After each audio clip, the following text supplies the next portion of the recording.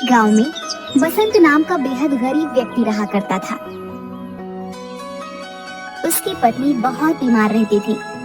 उसकी 2 वर्षीय बेटी जन्मजात गूंगी थी।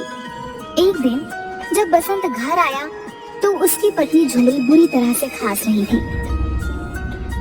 झुमरी, झुमरी, क्या हुआ तुम्हें?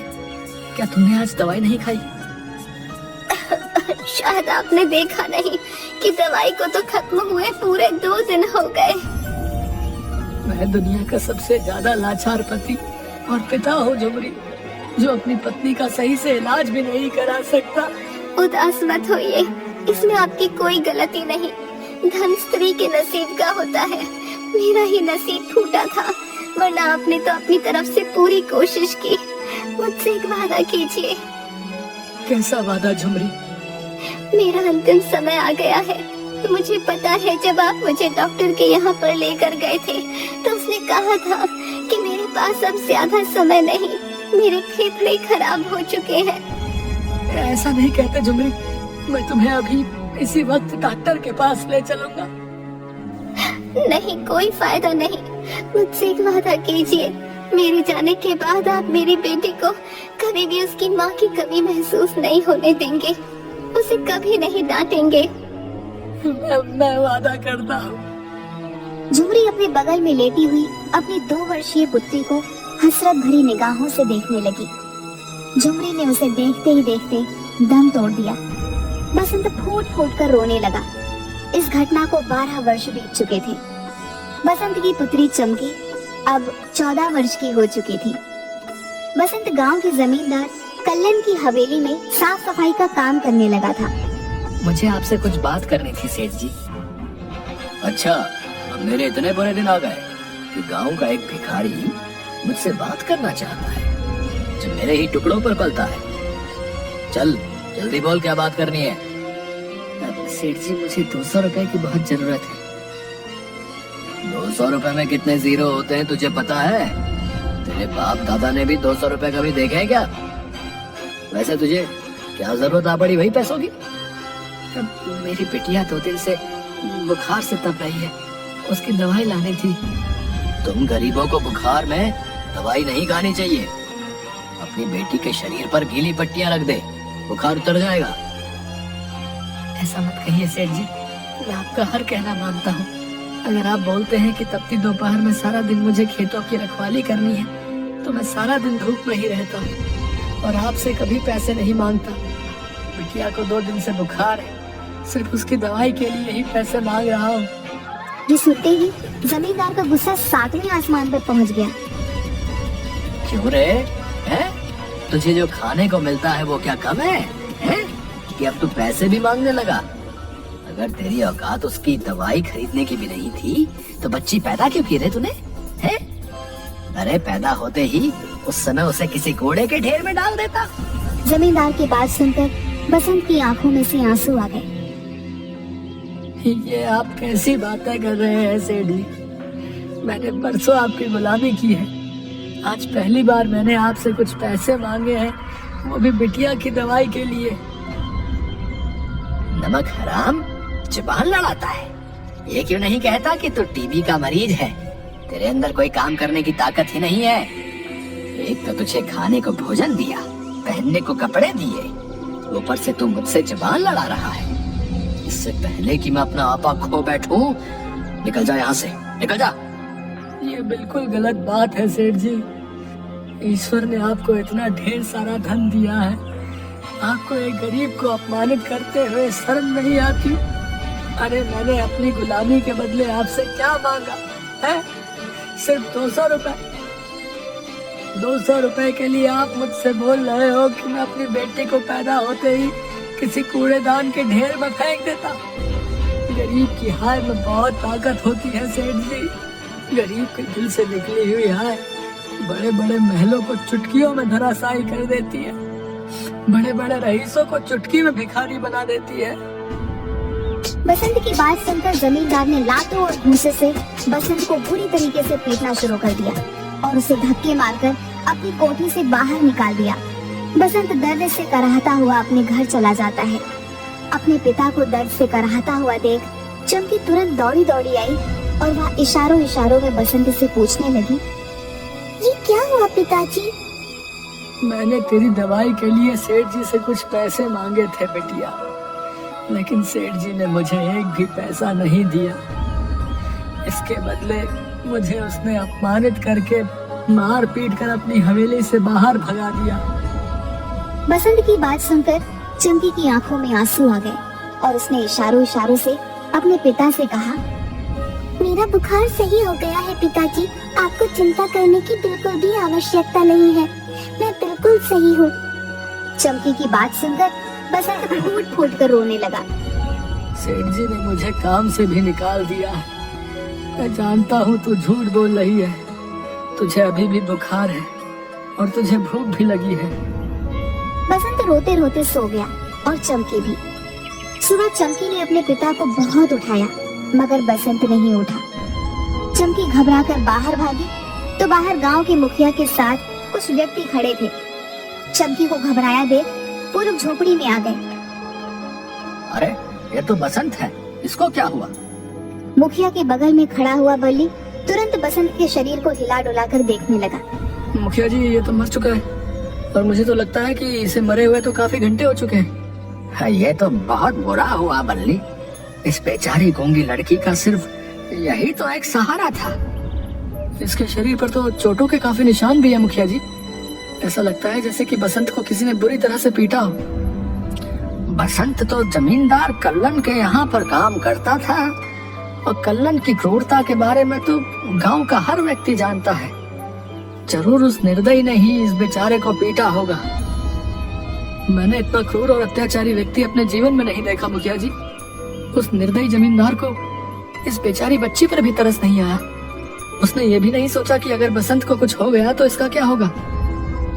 तुम तो जानते ही हो कि जमींदार की उठक बैठक पुलिस महकमे के बड़े अधिकारियों में है और उसके पास धन की कोई कमी नहीं है। इसी बात का वो आज तक फायदा उठाता आया है। अरे हम क्या कर सकते हैं, ईश्वर ही उसे सजा देगा भैया। जो भी हो मुखिया जी, इस बेचारी गूंगी बिटिया की माँ तो 12 वर्ष पहले ही स्वर्ग सिधार गई, ऊपर से बेचारा इसका पिता भी मर गया। अब ये अनाथ कहाँ जाएगी? बल्ली की बात सुनकर मुखिया गहरी सोच में डूबता हुआ बोला, इस बच्चे की परवरिश कोई और नहीं बल्कि जमींदार ही करेगा बल्ली, चलो मेरे साथ। मुखिया चमकी को लेकर सीधा जमींदार की हवेली पर पहुंच गया। क्या बात है मुखिया जी, आज सुबह सुबह गांव के व्यक्तियों के साथ यहाँ कैसे? सब कुछ ठीक तो है? आपके यहाँ पर बसंत बरसों से काम करता था, कल रात उसकी मौत हो गई।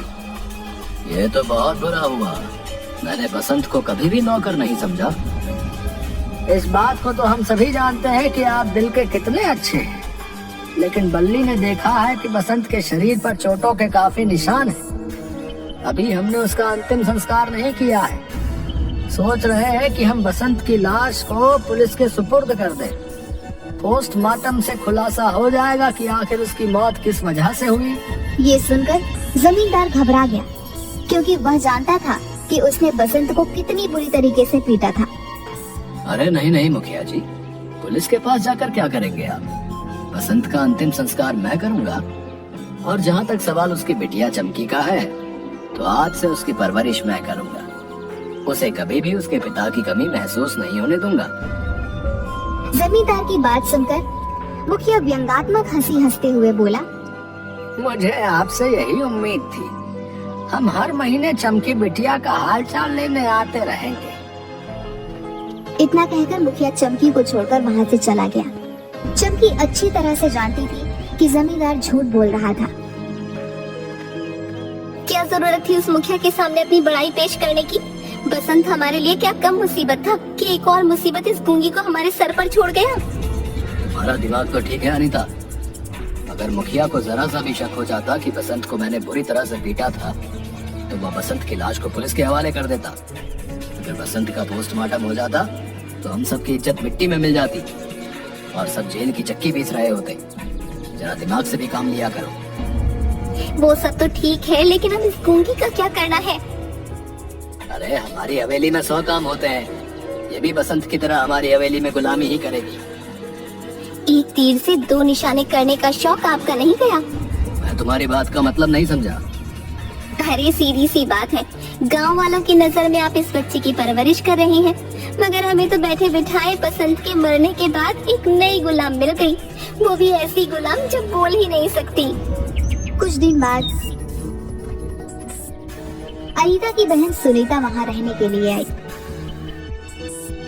अनीता जरा दिमाग से काम लो, इस लड़की का कुछ करो। कुछ सालों बाद ये गूंगी जवान हो जाएगी। गांव वाले वैसे भी इसे तुम्हारे मत्थे मर गए हैं, कहीं तुम्हें इसके हाथ भी पीले ना करने पड़ जाए। मैं भी काफी समय से यही बात सोच रही थी सुनीता, लेकिन चिंता मत करो, मैंने इसका भी उपाय निकाल लिया है। ऐसा उपाय कि सांप भी मर जाए और लाठी भी ना टूटे। एक दिन सुनीता और अनीता ने एक कमरे में चमकी को बंद कर दिया। चमकी वहाँ 2 दिन तक भूखी और प्यासी बैठी रही। अचानक रात के समय चमकी की आंख खुल गई। उस कमरे के अंदर रोशनी की किरणें फूट रही थी। उन किरणों से एक रहस्यमय स्त्री निकलकर बाहर आ गई। घबराओ मत मेरी बच्ची, मैं सब जानती हूँ। इन अत्याचारियों ने तुझ पर और तेरे पिता पर कैसे कैसे अत्याचार किए हैं। तेरे पिता को जमींदार ने कितनी बुरी तरह से पीट पीट कर मार डाला। अचानक चमकी को अपने अंदर अजीब सा बदलाव महसूस हुआ। चमकी, अब तुम गूंगी नहीं रही, अब तुम बोल सकती हो। ये कैसे हो सकता है? मैं तो जन्मजात गूंगी हूँ, मैं कैसे बोल सकती हूँ? और आप कौन हो? कुछ समय बाद तुम्हें सब पता चल जाएगा। मुझे ये भी पता है कि इन सब निर्दयी लोगों ने तुम्हें 2 दिन से भूखा रखा है। हाँ, इन लोगों ने 2 दिन से कुछ भी खाने को नहीं दिया। उस रहस्यमय स्त्री ने अपना जादू से चमकी के सब मनपसंद व्यंजन चमकी के सामने रख दिए। चमकी ने पेट भरकर खाना खाया। कुछ देर बाद सुबह हो गई। चलो जरा चलकर देखते हैं। हाँ, मुझे पूरा विश्वास है कि अब तक तो वो नास पीटी गूंगी बहरी मर गई होगी।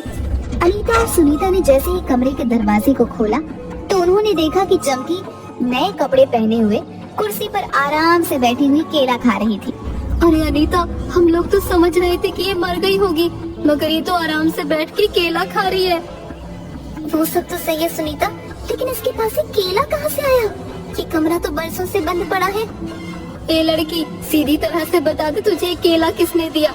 हमने तो इस कमरे के बाहर ताला लगा दिया था। कौन आया था हमारे पीछे? ये क्या बोल रही हो सुनीता? ये तो गूंगी और बहरी है, ये क्या बताएगी? अरे इशारों से तो बता सकती है ना। इसे एक जादुई स्त्री ने मुझे दिया है।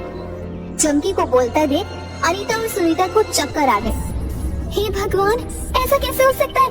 मैंने तो सुना था कि ये जन्मजात गूंगी है, लेकिन ये तो बोल रही है। अरे काहे को घबराती है तू? जरा जरा सी बात पे डर जाती है।